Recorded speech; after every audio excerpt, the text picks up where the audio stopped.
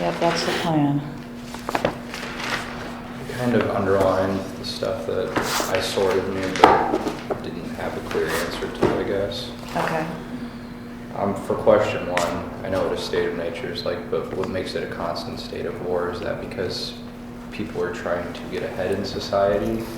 Well, it's not society yet. Yeah. Right? So they're more insecure than they are trying to get ahead. In other words, it's such a primitive state and they don't know what to expect from anybody else. Okay. So in that state, they have to assume the worst.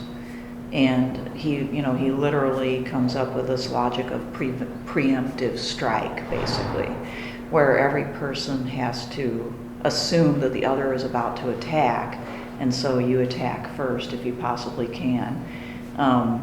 So it's a constant state of war because of that uncertainty and lack of knowledge about the other people and their intentions. It's logical to assume the worst. It's the most, I don't know, in his mind, the most logical strategy. There is a problem, as we've discussed, of getting out of such a radically insecure state into a social contract. Well, because we discussed that his state of nature is worse than tyranny, correct? Right. Because he doesn't want people to be there. Right. He wants them to prefer tyranny if necessary instead of the state of nature.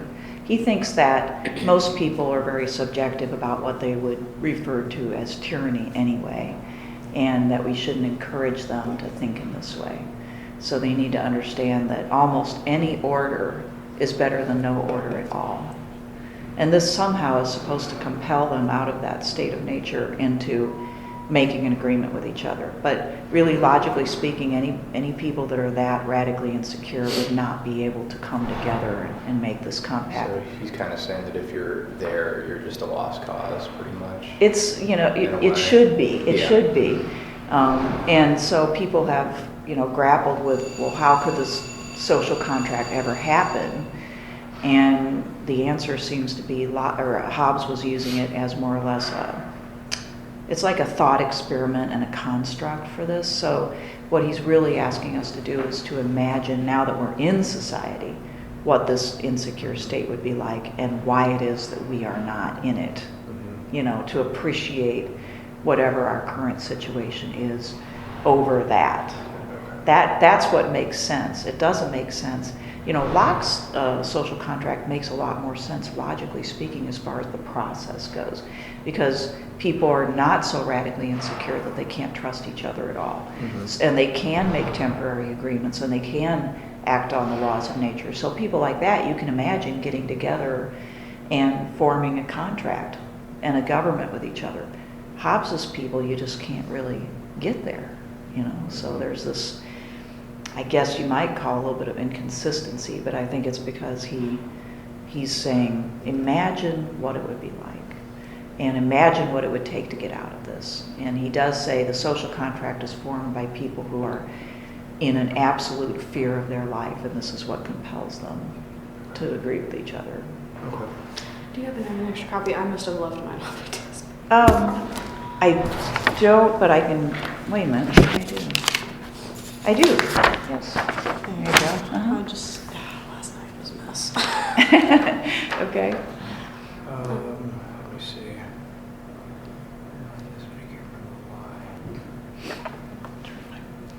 I guess I was just confused what this question was asking. It said, what role does his account of the laws of nature play in the establishment of the social contract in a government, and in how government should act after the social contract is made? Okay, it's a little bit of a trick question in a way, because the laws of nature are known to people, but they can't be acted on. So they don't really play much of a role. He says that in the state of nature, these are rational rules. People understand that these are what it would take to have peace, but there's no way to act upon them because you're in such a radical state of insecurity.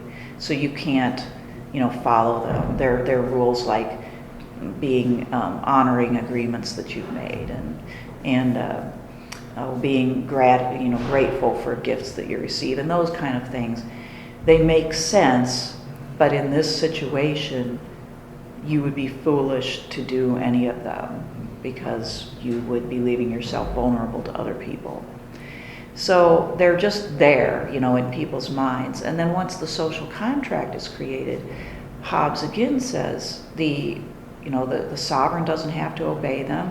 The only reason the people need to know them is if they become laws. So if the sovereign uses the laws of nature to create his legal code, then the people, will be able to act upon them. Otherwise not. So really, they play the role in civil society of good advice to sovereigns. You know, this is what makes logical sense. You probably ought to have a legal code that encompasses these and encourages these attitudes, but he's not going to ever say they're binding or that the sovereign has to follow them or enact them, because he can't be bound by anything. As soon as you say the laws of nature apply to the sovereign and he ought to follow them, then you've created an expectation on the part of the people of judgment. You know, oh, wait a minute, King Henry or whoever isn't following the laws of nature, so now we have a complaint against him. He doesn't want to do that. Okay, so yeah, it's a bit of a trick question. They don't play much of a role. Okay, and then Can we go over again, just as a refresher, how exactly he thought about mixed government? Okay. I can't remember. I know he said that absolute monarchy was the best and that democracy was probably the worst. Mm-hmm. I forgot what exactly he had mentioned on mixed. He says, he uses the term absurd. He basically says that it doesn't make any sense because you've basically created a mixed government is one where you have a more or less separation of powers. You've got probably a people's assembly and a senate, and you've got, a monarch or executive of some kind. And when you divide powers up in this way, in Hobbes' view, what you're going to get is a civil war, because these different powers, these people will be rivals for power with each other, and they will try to get the support of the populace. And so you'll have that same dynamic that comes in democracy, where leaders are trying to get support for their particular position, so they put forward divisive, positions that split people instead of unite them.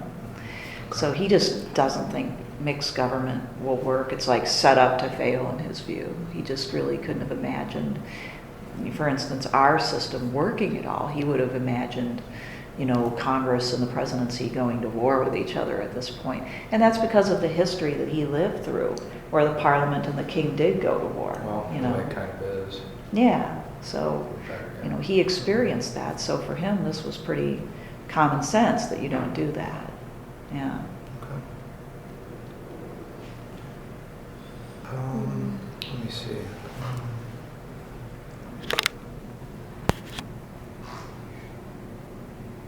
What is it? What do you mean by what are its functions for number 9 for his best work? The functions of each branch? Is that what you mean? Yeah. What I'm talking about there is the executive, the legislative, the judicial, and the federative. Right, so you need to know what all 4 of those are actually. Okay. Those are the functions.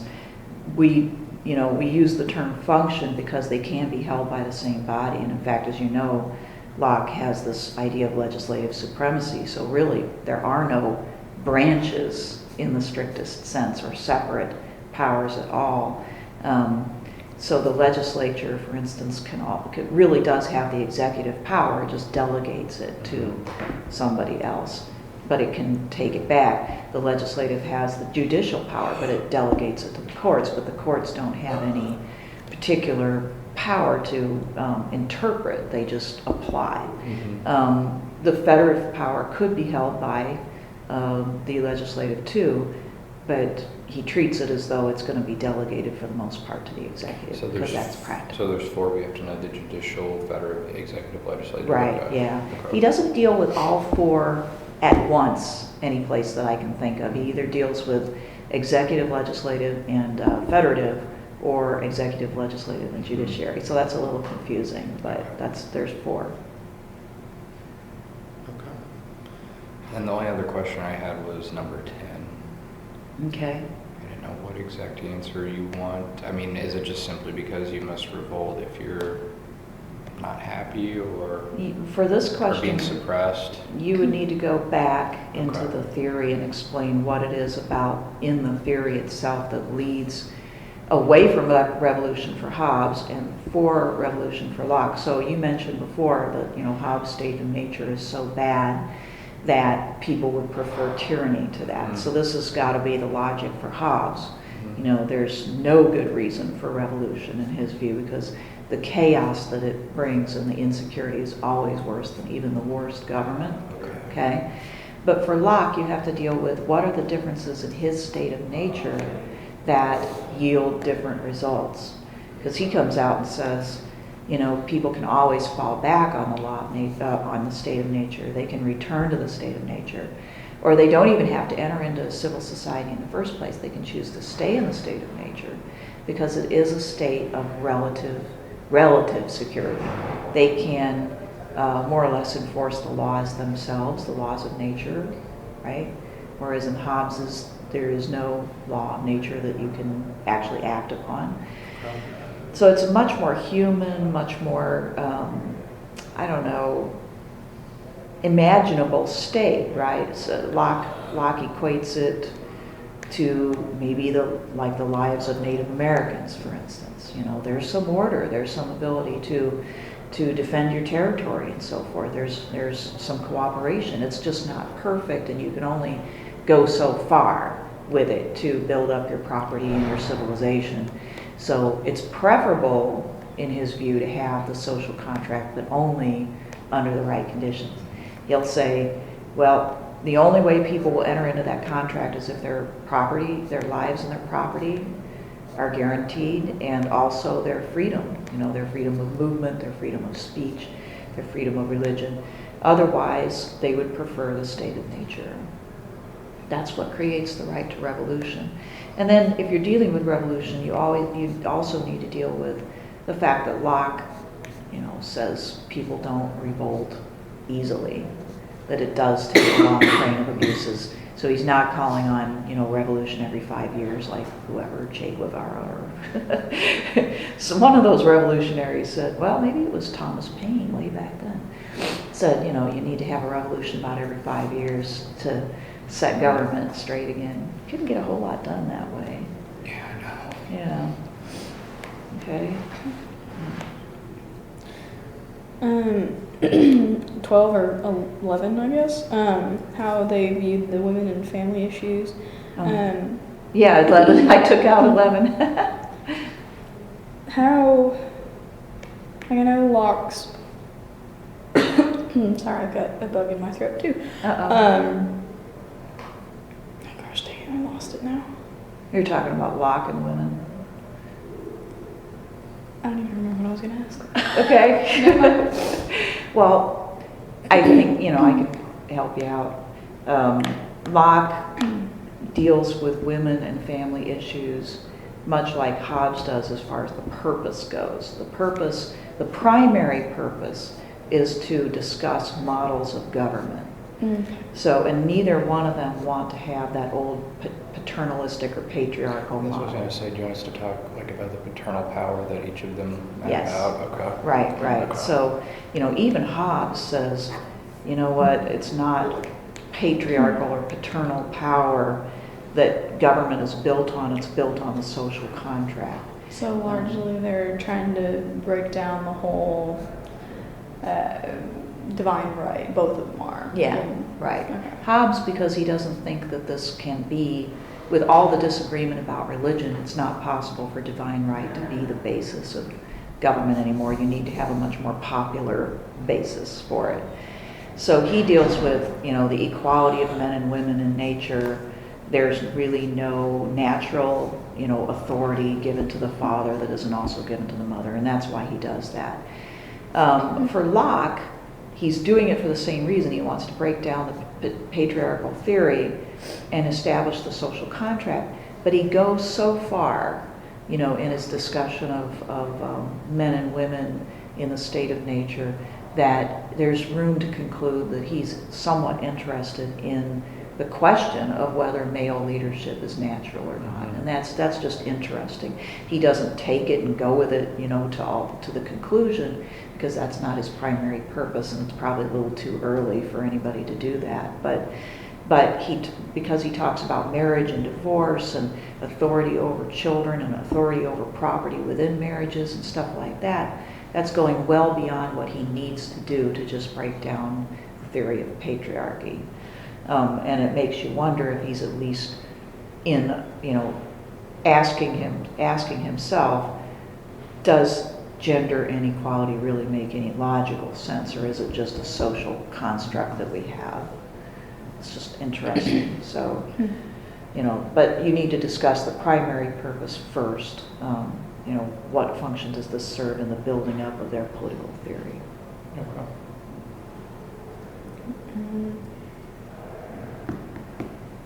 I guess in that same question, how Hobbes went about, saying that women are equal because they can still kill you. Right. How does he then? I can't remember how he goes about explaining that inequality that we He have says now. that fathers or men are the people who actually have made the social contract. That's right. And that's more or less a historical statement, as opposed to the theoretical construct he's building in his State of Nature. When it comes to real life governments, he's saying, you can see throughout history it has been the men. And why? Probably, he doesn't actually come out and say this, but probably just because of their unequal power. In other words, physicality is what has made this happen. So it's like he's saying, he who has the gold and the weapons makes the rules, more or less, but it's not necessarily natural or just. It's just the way it's happened in history. He does break that patriarchal thought, though, correct? Yes. Okay. Yeah, he doesn't want that because it's an old-fashioned point of view based upon a time when there was only one church. I mean, that whole patriarchal theory developed under Catholicism, and this has a long history of medieval authors who likened the rule of the monarch to the rule of Adam and the rule of the father. It was just an old model, but with the Protestant Reformation, he's thinking we have to adjust. A couple of generations before Hobbes' writing is the Protestant Reformation, and it's like society is adjusting and is changing its views about religion, and it's not a source of consensus anymore. So in Hobbes' view, apparently it's just not a good enough foundation for government anymore. So that's why he wants to get rid of it. I think that he didn't understand, though, in a way, he's a person who's caught a little bit in a time trap. He doesn't understand that when you get rid of patriarchal theory, you get rid of absolute monarchy eventually too. You can't really establish absolute monarchy on the basis of the social contract, because as soon as you teach people that they have a choice about government and that they're the source of it, not God, then they're going to conclude that they have a right to shape it the way they want and not just obey whomever. So he's a foundational thinker, but he's also transitional. And you see where the logic leads more in Locke. Mm-hmm. And then, moving forward with the American founders as well. Okay. So. I think that was all of it. Okay. I guess on the actual format, you want 2 separate 3 to 4 page papers? Yes, you can actually put them in the same document when you Okay. upload them. That's actually preferable. I'll just go ahead and give you this. Maybe even you can look over the questions. You can ask me to clarify, meaning, but other than that, I can't. Did you want this back? Yeah, thank you. Yeah, so 3 to 4 double-spaced answers per question. You choose 2, 1 from each section. And, remember, you can access, it's a take-home, so you can access your book, you can access your notes. Okay. So, I expect some good specificity in answering the questions. If you cite your book, just use page numbers. I don't need anything else.